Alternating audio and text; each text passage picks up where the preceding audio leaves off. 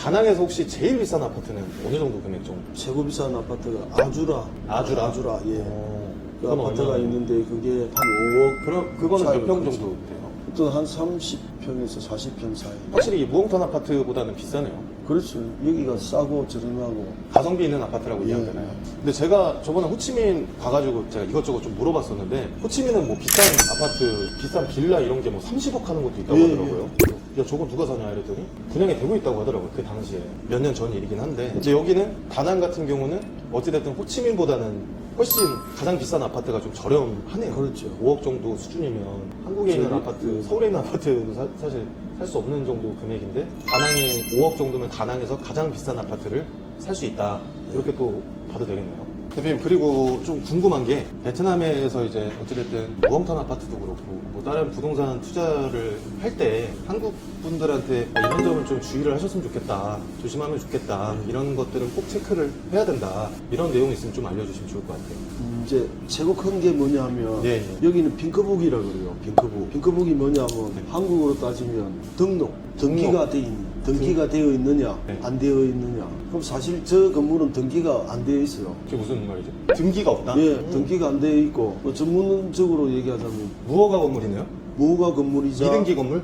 미등기자 분양권만 가지고 있는 거죠. 분양권만 가지고 있는데 다 잘 살고 뭐 아무 다른 거는 문제 없어요. 대신 등기만 안 되어 있고. 그러면은 등기가 안 돼 있으면 공실력이라고 하잖아요. 그 공실력이 없는 주인이 돼버리는 거네요. 그렇죠.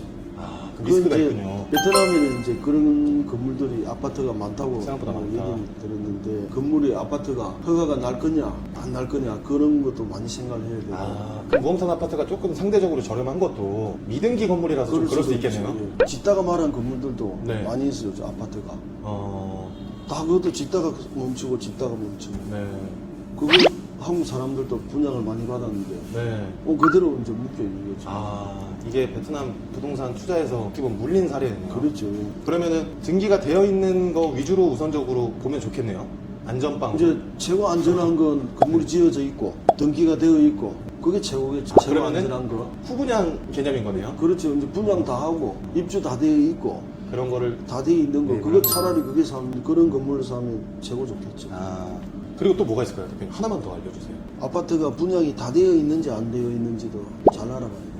분양이 다 되어 있는지. 네. 분양이 돼 있지 않은 것 같은 경우에 좀 리스크가 있다고 봐야겠네요. 그렇죠.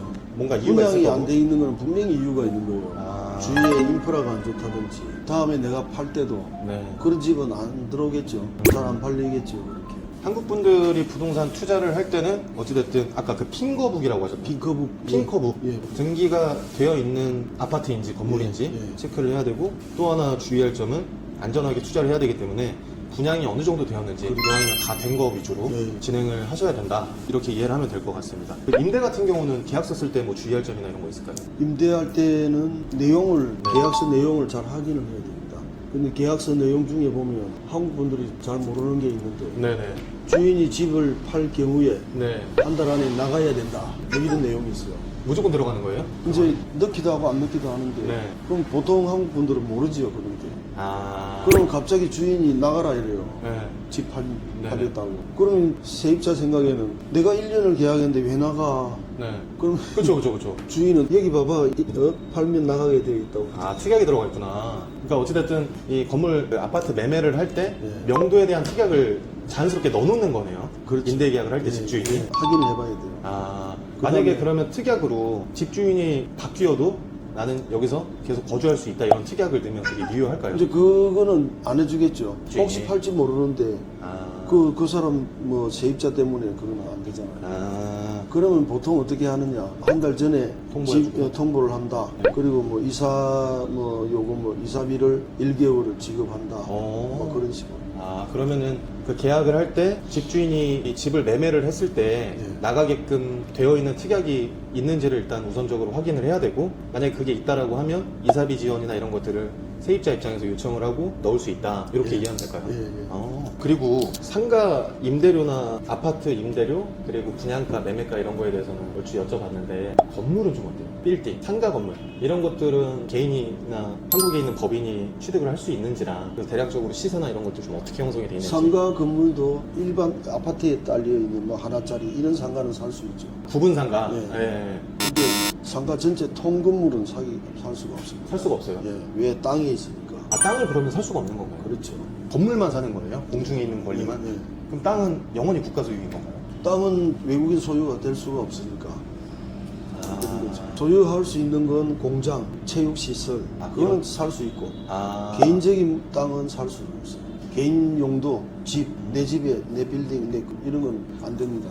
그럼 할 수 있는 방법은 네. 베트남 사업자 사람하고 같이 합작을 해서 네. 사업자를 만들어가지고 그렇게 사든지 아니면 베트남 사람 이름으로 사든지 네. 방법은 그런 방법밖에 없어요. 아, 이해했습니다. 그러니까 어찌됐든 간에 땅을 소유하는 데는 어렵다, 쉽지 않다. 아, 이게 한국이랑 되게 다른 점 같아요. 예, 예. 땅을 영구적으로 소유할 수 없다는 게. 이제 그런 나라니까 공산당 전 국민이 같이 공유하는 나라니까. 대표님 마지막으로 하나 질문 좀 드리겠습니다. 이 베트남에서 부동산 하는 거는 나라에서 뭐 어떻게 정해져 있는지 잘 모르는데 중개를 하는 거잖아요. 뭐 컨설팅도 해주시는 거고 이런 거는 어떻게 돼요? 뭐 중개 수수료라고 하죠. 예, 수수료는 이 나라는 좀 특이합니다. 어떻게 돼 있습니까? 한국하고 다른 게 여기는 한쪽만 받습니다. 아, 그 집주인 손님은 돈을 안 그럼 냅니다. 내가 여기 한 달 살기 하겠습니다 하고 집을 구해도 예. 부동산에 수수료 안 내도 되는 거네요. 예. 집주인한테만 받으시는 거네요. 예. 그럼 집주인한테 받는 수수료는 보통 어떻게 되나요? 보통 임대료의 1개월 그리고 이제 매매를 했을 경우에는 매매 금액의 1% 만약에 뭐 아파트를 뭐 1억에 팔았다 그러면 100만 원 생각보다 수수- 크지 않아요. 예, 예. 생각보다 작은데? 예. 이제 비공식적으로는 또 다른 방법도 있긴 있겠죠. 전후로 뭐 네. 할 수도 있고 한국 같은 경우는 이제 0.9% 이내 협의로 이제 돼 있어서 보통 신기하네요. 갑자기 대표님 궁금한 게 한국에서 거주를 하면서 베트남에 있는 뭐 아파트나 이런 것들을 이제 왔다 갔다 하면서 관리를 할 수가 없잖아요. 예. 이런 경우에는 뭐 관리를 따로 맡기거나 이럴 수 있는 뭐 루트가 있나요? 우리 같은 부동산에 아, 부동산에서 위탁을 한다든지 우리가 이제 임대를 해주면 그럼 어차피 수수료 한 달치를 받으니까 네네. 그럼 그때까지는 우리가 계속 이걸 관리를 해주는 관리까지 거죠. 해주시는 예, 거고 예. 중개 수수료만 받고 예, 예. 위탁 뭐 비용이나 이런 건 따로 없고요. 그럼 맞습니다. 그래서 지금 한 손님 이제 집이 임대가 끝났어요. 끝났는데 아, 이런 것도 문자로 예. 다 보내주세요?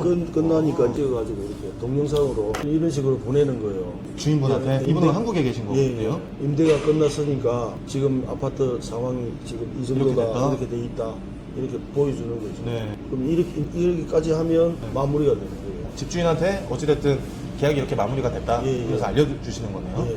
그러면 계약할 때도 어차피 올 수는 없으니까 이 부동산에서 대리로 진행을 그렇지. 해주시는 거죠. 예. 그러니까 한국에 있으면서 베트남 부동산을 투자를 한 이후에 부동산에 어느 정도 위임을 해놓고 하면 이 부동산에서 알아서 이 관리도 해주시고 임대도 맞춰주시고 제일 중요한 거 보고까지 해주시는 그런 시스템이라고 좀 보면 될 것 같습니다. 베트남에서 직접 거주하시면서 부동산 하시는 이 대표님 통해서 제가 내용을 듣고 나니까 갈증이 많이 해소가 됐습니다. 일단 너무 감사합니다. 이거 시청하시는 분들도 아마 베트남 부동산에 조금이라도 관심이 있으신 분이라면 예, 예. 정말 많이 도움이 됐을 것 같아요. 대표님 너무 감사합니다. 그리고 저희들한테 찾아오시면 네네. 제가 가지고 있는 지식이라든지 네, 정보나. 경험이라든지 정보를 다 이렇게 내용을 다 얘기해 드릴 수 있으니까 네네네. 언제든지 뭐 저희 사무실에 오시면 돼요. 네네.